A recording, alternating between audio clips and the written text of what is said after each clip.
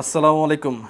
Asif sir আমার একটা ভিডিওতে রিয়াকশন দিছে, আমার কাছে মনে হয়েছে আমি আমার একটা ভিডিওতে বলছিলাম, আমি একটু দেখাই আপনাকে ভিডিওটা প্লে করে, যে ওনাকে একটু সোশ্যাল মিডিয়াতে আসিফ স্যার আজকে কোথায়, আসিফ স্যারকে খুব দেখতে ইচ্ছা করে মাঝে মাঝে।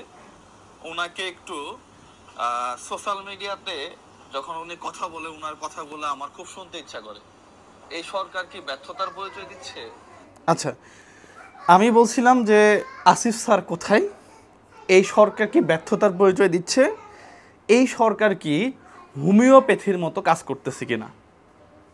গতকালকের ভিডিওটা, আজকে আসিফ স্যার লাইভে এসে সেও একটা ভিডিও দিছে যে আমি নাকি বিদেশে চলে। আসসালামু আলাইকুম। আমি বিভিন্ন ভাবে জানতে পারলাম যে আমি কেন মিডিয়াতে অনুপস্থিত।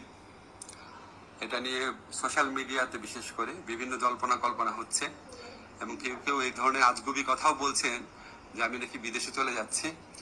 আমি সবাইকে আশ্বস্ত করতে চাই যে এই ধরনের কোনো পরিকল্পনা এমনকি চিন্তাও আমার মাথায় নাই, প্রশ্নই আসে না।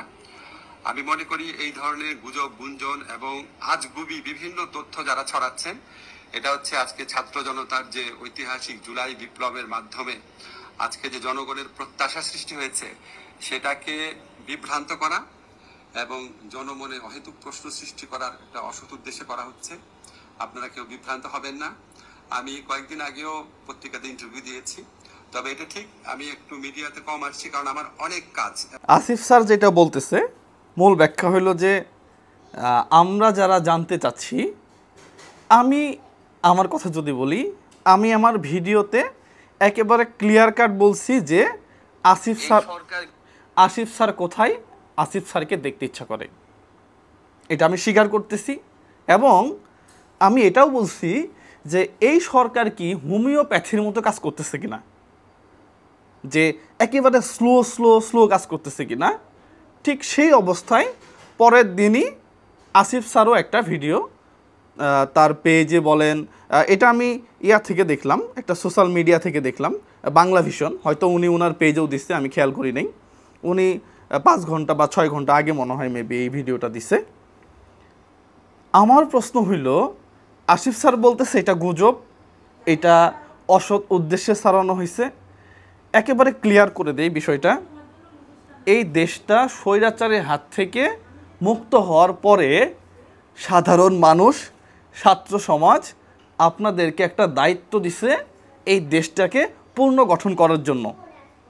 একেবারে ভঙ্গুর একটা রাজ্য, যেখানে আইন শৃঙ্খলা বাহিনী টোটালি একটা জায়গাতে দলীয়করণ করা হয়েছে। দ্বিতীয়ত, ব্যাংকগুলোর অবস্থা খুবই খারাপ, 10টা ব্যাংক দেউলিয়ার পথে। দেশের অর্থনীতি 12, 13, 14, 15টা বেজে গেছে। এই অবস্থাতে ডক্টর ইউনূস সাহেব এবং Asif Nazrul sir, doctor Yunus sir, তারা যে দায়িত্বটা নিছে, এটাকে অ্যাপ্রিসিয়েট করা উচিত। দেখেন স্যার, আমরা আপনাদেরকে অ্যাপ্রিসিয়েট করি, আমরা আপনাদের হাতে একটা অন্যরকম সূর্য দেখতে চাই। হ্যাঁ, আপনি বলতে পারেন যে আপনি তাহলে এই মিডিয়াতে আসিফ স্যার কোথায় এই কথাটা কেন বললেন। দেখেন, সমালোচনা যদি না থাকে তাহলে দেশ আগাবে না। সমালোচনা করার অধিকার আপনার আমার প্রত্যেকটা মানুষের আছে। আসিফ নজরুল স্যারের প্রতি কৃতজ্ঞতা, ভালোবাসা সবটুকুই আছে। এবং স্যারকে কখনো দুর্নীতি করতে দেখি নাই, স্যারকে কখনো অন্যায়ের সাথে আপোষ করতে দেখি নাই। যদি কখনো আপোষ করে, তার বিরুদ্ধেও কথা বলবো। স্যার, আপনার বিরুদ্ধে কথা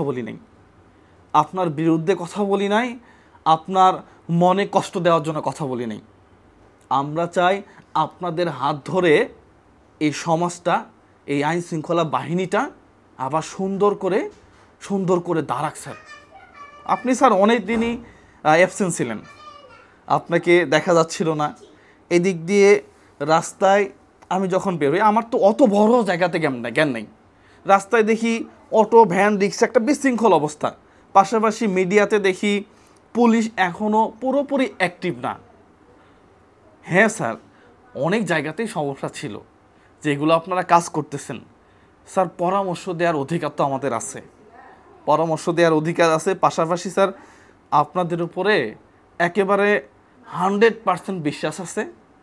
আর আপনি একটা কথা বলছেন যে অনেকেই বলতেছে পালানোর কথা, স্যার এই কথা আমি বলি নাই। এবং আপনি এই দেশ থেকে পালাবেন না এতটুকু বিশ্বাস আছে। আপনি তো দুর্নীতি করেন নাই, আপনি তো এই দেশ থেকে টাকা পাচার করেন নাই, আপনি ন্যায়ের পক্ষে কথা বলছেন, তা আপনি কেন পালাবেন? স্যার আমরা যখন স্বৈরাচারী শাসক ছিল তখনও কথা বলছি, এখন আপনারা আছেন, এখনও কথা বলবো। যদি কখনো আবার বিএনপি, জামাত, অন্য কোনো দল ক্ষমতায় আছে স্যার, তাদের পক্ষে বিপক্ষে কথা বলবো। আমরা স্যার সমালোচনা করতে ভালোবাসি, কারণ আমরা কিছু ভুল ধরায় দিতে চাই, কিছু জিনিস সংশোধন হোক এগুলা চাই। আমরা একটা অন্যরকম বাংলাদেশ চাই, যেই দেশে প্রত্যেকটা মানুষ তার অধিকার পাবে। স্যার স্বপ্ন দেখি, স্যার স্বপ্ন দেখি, এবং আপনাদের মতো মানুষ আছে জন্যই কোনো ধরনের সমস্যা নাই। টাকা পাচার বন্ধ, আরও বেশ কিছু জায়গাতে অসঙ্গতি যেগুলো ছিল সেগুলো বন্ধ। স্যার আরেকটু যদি আপনারা অ্যাক্টিভ হন তাহলে এই দেশটা আরও সুন্দর হবে। হ্যাঁ স্যার, মাত্র 1 মাস, এই 1 মাসে হয়তো বা অনেক কিছু করা সম্ভব হয় না, এটা সম্ভবও না, এটা একটা সময়ের ব্যাপার স্যার। তারপরও আমরা আপনাদেরকে চাপে রাখি, এটাকে স্যার অন্যভাবে নেবেন না। আপনাদের প্রতি সেলুট, ভালোবাসা, শ্রদ্ধা সব কিছুই আছে। এক সরকার টাকা পাচার করে গেছে, আর আপনারা এসে এখন টাকা ওই পাচারের অর্থগুলা ফেরানোর চেষ্টা করতেছেন। স্যার এতটুকুই তো পাওয়া স্যার, এটাই তো চাইছিলাম, এটাই চাই। স্যার মন খারাপ করবেন না, এই ভিডিওটা আপনার পর্যন্ত পৌঁছাবে কি না, তবে আমি বিশ্বাস রাখি যে আপনার আগের যে ভিডিওটা আমার, সেটা আপনি হয়তোবা দেখছেন, দেখে এই ধরনের কথা বলছেন, অথবা অন্য কারোটা দেখেই কথা বলতে পারেন। তবে স্যার আমরা আসি স্যার, আমরা আপনাদের পিছনে আসি, আমরা ভালোটা ভালো বলবো, খারাপটা খারাপ বলবো, মাঝে মাঝে একটু সমালোচনা করব স্যার। তা না হইলে আপনারা বুঝতে পারবেন কীভাবে? আপনি কিন্তু অনেক দিন যাবৎ স্যার ফেসবুকে ইনঅ্যাক্টিভ, আপনি সোশ্যাল মিডিয়াতে ইনঅ্যাক্টিভ। তো আমাদের তো স্যার কৌতূহল জাগে যে আপনারা কী করতেছেন, কাজের কতটুকু অগ্রযাত্রা, এগুলো আমাদের জানতে ইচ্ছা করে স্যার। তবে ভালো কিছু হবে ইনশাল্লাহ আপনাদের হাত ধরে। আপনাদের জন্য শুভকামনা, এই দেশটাকে আপনারা একেবারে অনন্য পর্যায়ে নিয়ে যাবেন। আসসালামু আলাইকুম রহমতুল্লাহ।